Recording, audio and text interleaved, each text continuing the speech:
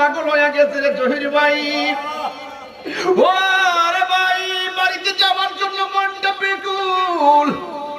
10টা বছর আগে আপনার বাপের কবরে ফালাই দিয়েছেন, 10টা বছর আগে আপনার দাদারে কবরে শুয়াই দিয়েছেন, এখন ভালো কইরা কবরের চিহ্নটা পর্যন্ত নাই।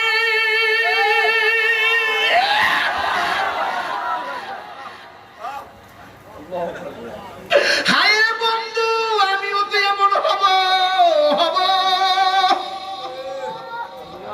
আমিও তো এমন ভাবে পড়ে থাকলে 40 বছর পরে আমার কবরে চিহ্ন থাকবে না। মানুষের মতন যদি মানুষ হতে পারেন, 40 বছর কেন 750 বছর পর যেমন বাবা শাহজালালকে স্মরণ করে, আপনাকেও মানুষে স্মরণ করবে। এই জন্য কবরে যাওয়ার আগে নামাজ